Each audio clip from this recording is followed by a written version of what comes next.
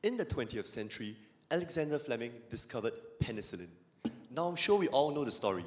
A stray speck of mold flew into his lab, landed on his petri dish, and with that discovery, he saved millions of lives. Now imagine what healthcare can do if it's not accidental, but instead purposeful, predictive, and determined. That is the value proposition of eSmart Health. A very good afternoon to my panel of judges. My name is Sean, and with me are my colleagues from Peak Associates, Stephanie, Albert, and Freddie. Today, we are here to share with you our Vision 2020 for eSmart Health, how we plan to care for all. Now, looking forward, we realize that in the past decade, medicine has been about products. In this decade, it's been about services. In the next decade, it will be about intelligence. But how can we ride this wave of healthcare digitization? Looking forward, we will deliver to you two key metrics. First of all, an increase in ROI to over 25%. Secondly, an increase in revenue by $12 million. And this will be delivered through two channels, services as well as data sales.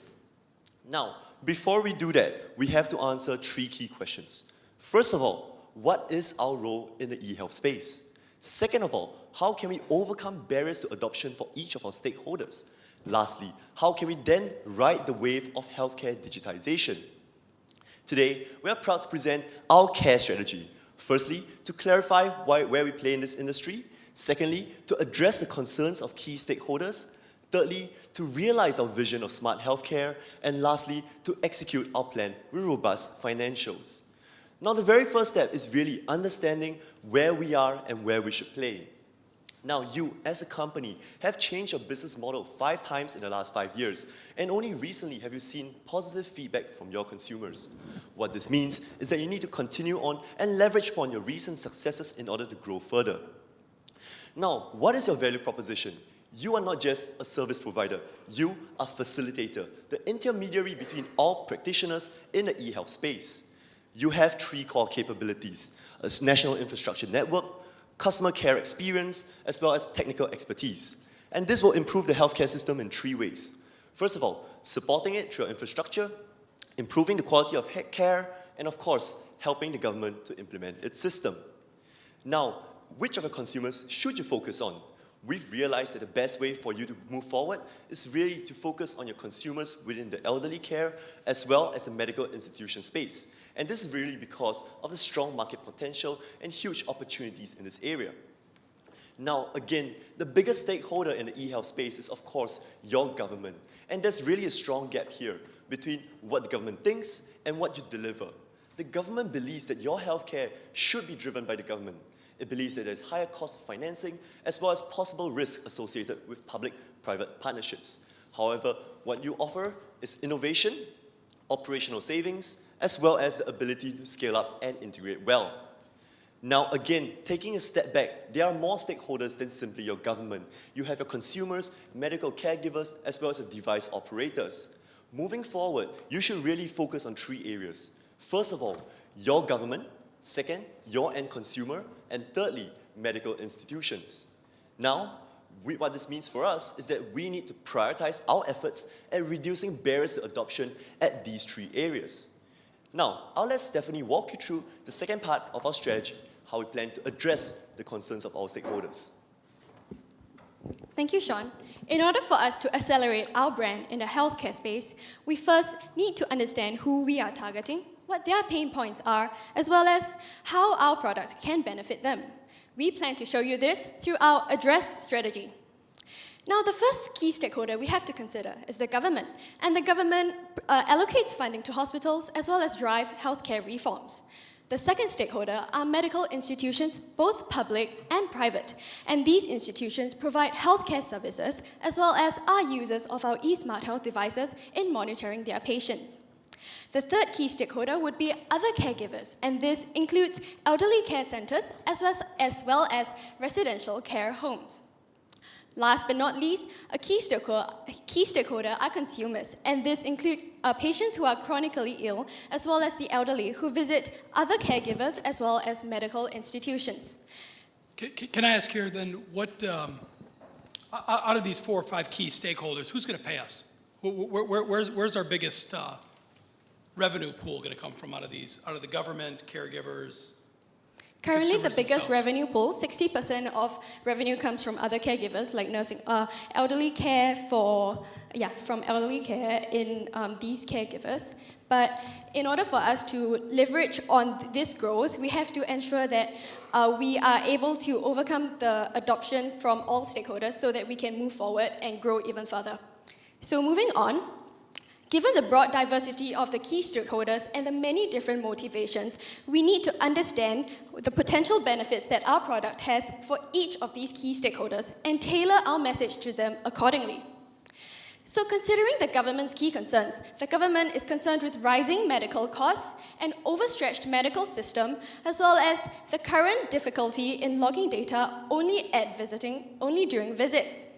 What we need to do now is to promote eSmart Health to be able to help them efficiently allocate resources, reduce burden on healthcare staff through availability of self-monitoring, as well as how they can potentially collect more data points with the help of our system. The next key stakeholder would be public hospitals, and recently we see in Hong Kong that bed occupancy rates have risen far above 100%. They are also extremely concerned with rising healthcare costs and budget cuts, and there is also a growing need for quality outpatient care. Now, our eSmart Health can address these concerns in 3 ways. Firstly, by reducing bed occupancy rate. Secondly, by allowing more potential for preventive care. And finally, we can increase the quality of outpatient care. However, if we look at private practitioners, these key stakeholders have a different set of concerns. What these key stakeholders are concerned with is that doctors perceive e-health as competition for patients' dollar. They also have no incentive to monitor, and they have privacy concerns over sharing of their medical plans. So what we need to communicate to them would now then be that eSmart Health increases the quality of care they provide and makes this care more accessible for patients. Excuse me, can I just ask, but how do you think with the government, how would you get the government to take an outsider, a telco, outside of the value chain, to let them into the value chain for this? Sure. If you would please bring up slide 49, please. So what we've really seen is that telcos are increasingly stepping into the sphere. They are not a competitor in the value chain, but what we do is to promote ourselves as a facilitator, an intermediary that connects all stakeholders. And we believe that this is what governments were really attracted to. I guess when we talk to any stakeholder, the key point is how to motivate them to change the behavior. Taking government as an example, they have a very budget, a lot of constraint. Every year the medical cost is increasing. So now you are asking them to allocate a good part of the funding, invest in the future, which they don't even have money for today. How do you do that? There's no chance that the government is going to move. Sure. But what we really need to explain to them is that, yes, in the short run, this will take a lot of capital expenditure. But in the long run, what we actually see is an improvement in healthcare systems. Costs go down, quality of care goes up, and this is all very beneficial to a population, especially of that of Hong Kong. Do you have an estimate of the cost reduction that they would see? And sure, we'll be happy to take you through our costs later. And I have another question. Since you have identified different stakeholders, that you want to work on, have you identified any contradictory interest, of these stakeholders? That when you deal with them, you have a difficulty of aligning them. Sure, and we'll be happy to take you through that later. Yep. Okay, so moving on to... Yes, so private practitioners, in order for us to get their buy-in, we must communicate with them that our eSmart Health increases the quality of care we provide and the access of care for patients. So what this means is, if we have successful buy-in from medical institutions, this benefits us because it boosts the credibility of eSmart Health. So the next group of key stakeholders would be healthcare providers, and we see that frontline care staff are reluctant to adopt e-health because of fear of redundancy. We also see that while management understands the benefits that this could bring, they are not willing to adopt eSmart Health without the buy-in of their frontline staff. Moreover, it is difficult and time-consuming for them to obtain funding, especially for the smaller non-profit organizations. So what we must do now is therefore that we have to target the frontline staff in order to obtain successful buy-in from this stakeholder. We plan to do so through training and education to show how effectiveness of care would increase for these caregivers. To tackle the problem of funding, we will leverage on partnership agreements to provide elderly healthcare insights in return for potential subsidies from the government. Now, considering consumers are concerned with the long queue time in health clinics and hospitals, and they are also concerned with the tedious registration process. We must now then communicate to them that eSmart Health will reduce queue length as well as allow for self-monitoring, which avoids the trouble. So we will communicate this to them through point of sales at hospitals and clinics. May I interrupt? So one of the key consumer concern, in the society nowadays is privacy. So how are you going to address this, upfront? Yeah, sure. According to a study done by McKinsey, there is a trend towards consumers being more comfortable with sharing privacy data, especially in relation to health. And this is attributed to the influx of wearable devices such as Apple Watch and other brands like Fitbit. So this has helped consumers grow more accustomed to sharing of this privacy data. So therefore, in order for HKT to be a true champion in e-health, we have to understand the pain points of all of our consumers, and with this, overcome all of these barriers to adoption. I will now let Albert take you through how we plan to realize our vision of a sustainable and smart e-health system. Thank you, Stephanie. Through Stephanie's strategy, she has shown how we can address the concerns of all stakeholders in this current system. But all of us want to look towards the future. So what is the future? The future of healthcare hinges itself on the intelligent health solutions, analytics, and big data to provide value to the end users. So here, we believe in two key areas of growth for e-health, e-smart health system. So through sales of data, through sales of aggregate anonymous population data, we believe in selling key data to insurance companies. Why? Because they require this data to formulate their policy pricing. For existing insurance companies, these insurance companies can actually monitor the health of their clients better. The next phase of this strategy targets the government itself, specifically relevant healthcare authorities. Relevant healthcare authorities, such as the Hong Kong Health Authority and Department of Hospital, require population data to formulate their... How would you manage the privacy issues of the selling of data? We are quite bound by our obligations under both the privacy ordinance and our telecom licenses in that respect. Right, definitely. So for the insurance companies, we're actually selling anonymous aggregate population data. And according to the Hong Kong Data Protection Audience, as long as consumers actually consent and agree, as long as they're clients of the insurance companies, we can actually pass on the data to these insurance companies. Right.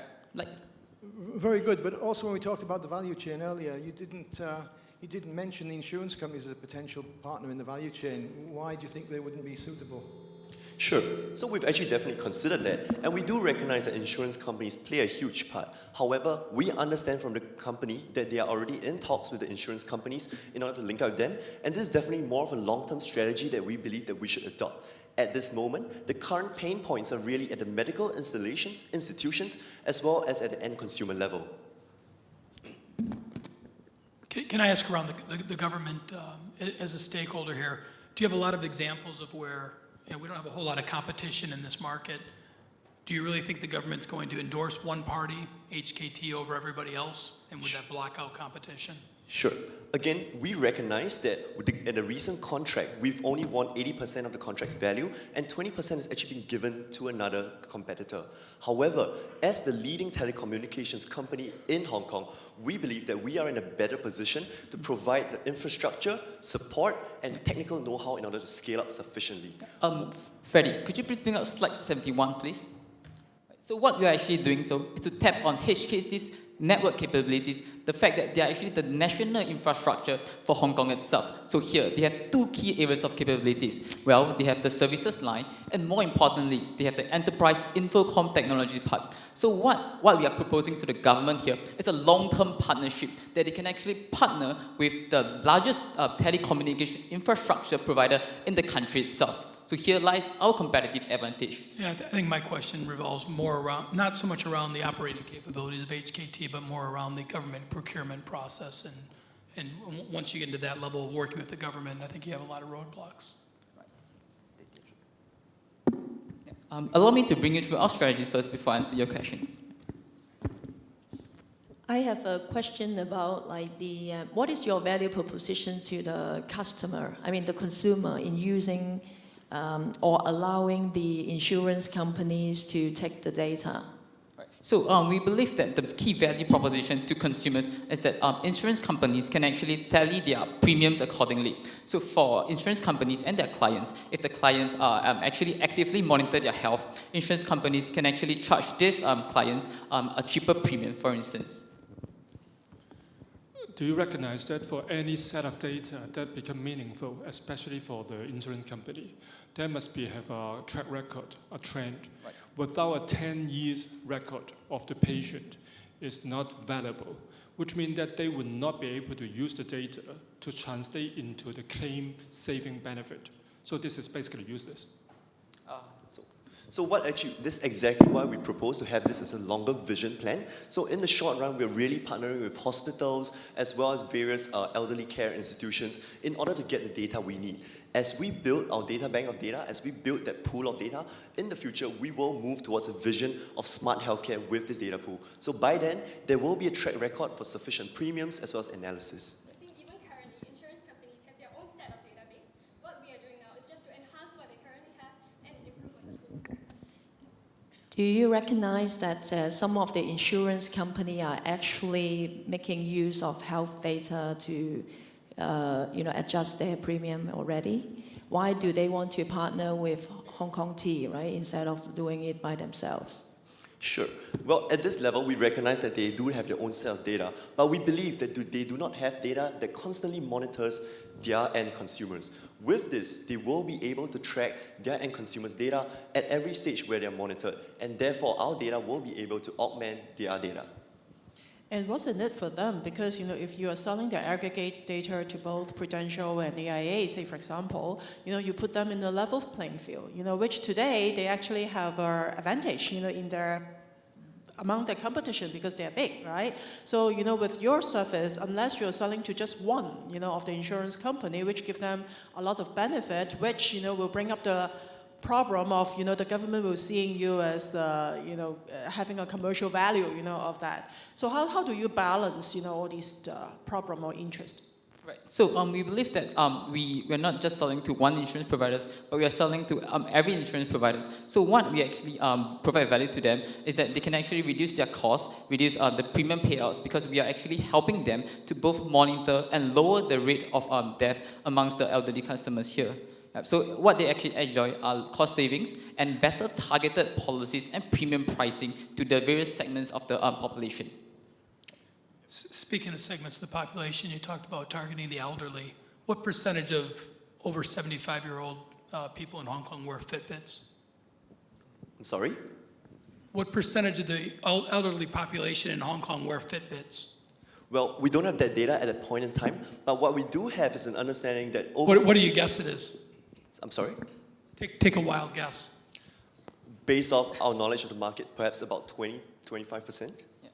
But more importantly, Fitbit is just an aspect of monitoring their health. What HKT and eSmart Health have are actually a variety of other healthcare monitoring devices, from pedometers to glucose measuring monitors. So all these can actually help to monitor the health of the various consumers. Right? So moving on. So we believe in a phased approach because this allows us to align our internal capabilities and target the needs of these two clients more effectively. Now, what's the next phase of our strategy? Well, our next phase of strategy hinges on predictive analytics. At this current stage, you have the current capabilities for data collection and aggregation, but you lack the current abilities to analyze and draw insights from these huge pools of data warehouses. So here, we propose a win-win-win tripartite partnership between three key stakeholders. Well, we will partner with Chinese University of Hong Kong for their healthcare knowledge and expertise. The second key stakeholder, we will partner with IBM Healthcare Unit for their data analytics capability. And the last, we will provide the data and encrypt them in a secure way. But more importantly, what you have to do is to recognize your role as a connector within the entire ecosystem. Through your superior networking capabilities and infrastructure, you have the ability to connect every player, every key industry player in this ecosystem. Once they have seen value in your capabilities, you can further embed and entrench yourself more in this entire ecosystem. So here, we have segmented 3 key segments and understood their needs. For insurance companies and the government, we will actually sell data to them. For providers and enjoyers of healthcare, we will actually enjoy predictive analytics to help them understand their health and improve their health. But more importantly, Can I ask, when you're talking about pricing for insurance companies, is it legal in Hong Kong to segment pricing between women and men and in different populations? right, so here what we can actually provide to you is segmented data according to your age, your gender, and most importantly, your health conditions. So for instance, let's say for a more unhealthy 65 years old male, we can actually price the premium according to what his health conditions are, parked to the other aggregate data points that we actually have. And I think for pricing structure, we'll be doing it based on an annual subscription basis. So it's a monthly subscription where insights from our data analytics team with IBM collaboration will be giving out through. So it'll be a monthly thing, and all these insights can be altered to further dialogues and conversations with our key stakeholders. But more importantly here, we see 4 stages of healthcare for Hong Kong. Technology moves fast, and so does healthcare technology.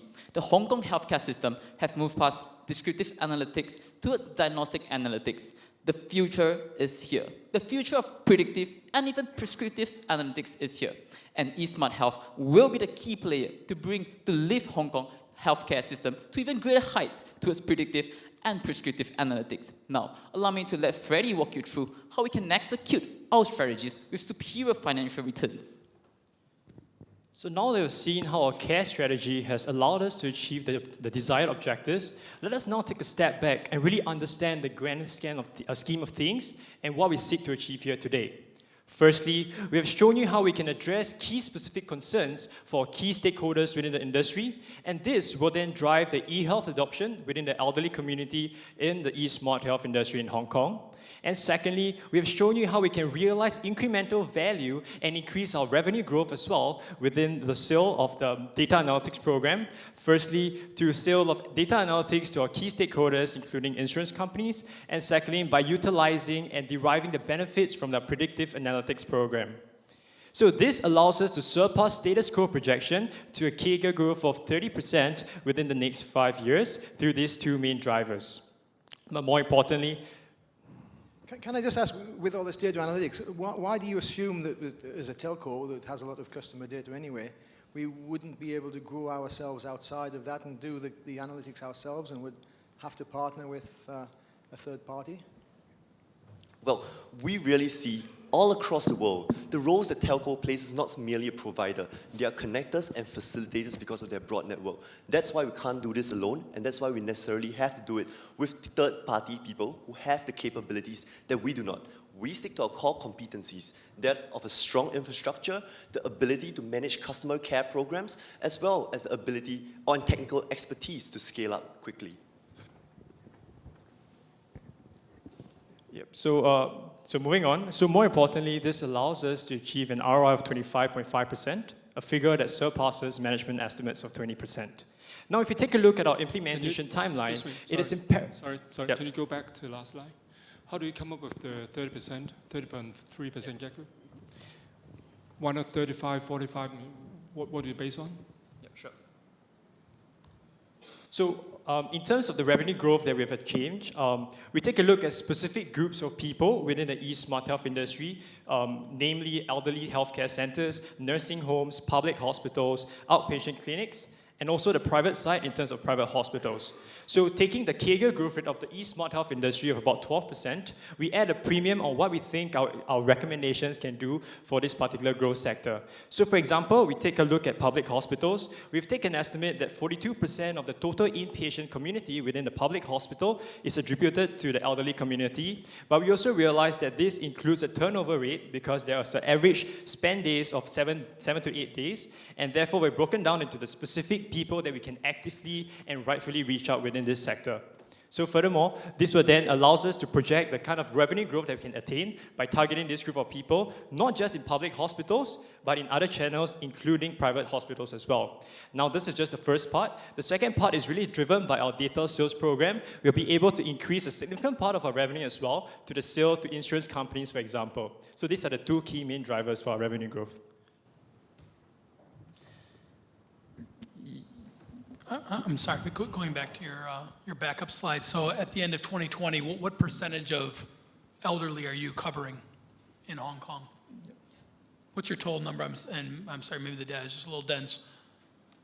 What's the total number of elderly that you're reaching? Yep, I think just now we talked about the whole population being about 17% of what Hong Kong is right now. So right now we're trying to target at a very modest rate of perhaps 5% of this 17%. And realize this is easy to do so because we are utilizing technology. And technology is unlike brick and mortar stores where you have to physically attend to these people. Technology is something that can be done online. And realize that the kind of devices that we have can be ready to roll out as well. And therefore it's a reasonable assumption of 5%.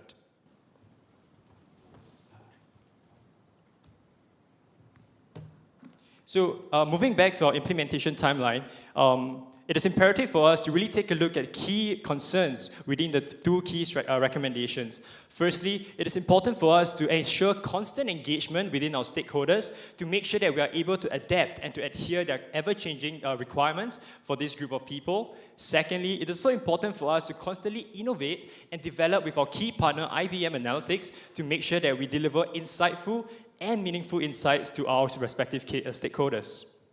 Now, today we are given with an objective to help HKT to achieve profitability of above 20% and be the leading e-smart health player within this sector. But to do so, we need to first address two key goals. Number one, to address key stakeholder concerns within the e-smart health industry, and second, to leverage on our existing capabilities as a telecom company to further revenue growth in these diversified revenue streams. And we have shown you that with our care strategy, we'll be able to deliver such tailored solutions to overcome barriers of growth and at the same time increase our revenue stream growth through the data sales to our key partners. And this would then allow us to achieve the key KPIs that we have here today. So, in this particular plan, you assume the world is stagnant, not moving. So in the future, I would like to ask, whether you have considered who will be your competitors going forward, which will jeopardize your 25.5% ROI and your 12.7 million revenue. So if you could slide 81, please. So we have noticed that there are numerous competitors, chiefly, of course, SmartTone as a direct competitor. There are, of course, indirect competitors such as the data analytics companies, as well as healthcare devices providers. However, we believe that these are you have a strong competitive advantage in the long run. And this is because of the fact that you are the national telecom operator. You have an infrastructure, you have the ability to network people like none of these people can. Therefore, moving forward, we foresee that HKT will remain the dominant player in this sphere if you act quickly and adopt our strategies. Can you go back to your financial? I mean in terms of the earning, the 12.7 million, right?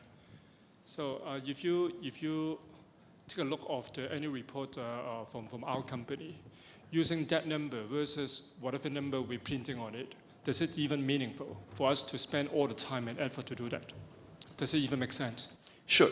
So we recognize that this sounds like an extremely small figure, but if you look at other telecommunications operators who operate their own health systems, for example, Telstra is a $20 billion revenue company, and they make only millions from their healthcare system. However, this is something that every telco is moving to. This is a growth industry. Moving here will allow you to strengthen your position in the market, and this figure, while small, represents a far larger part of a strategic picture that you have to take and capitalize on at this moment.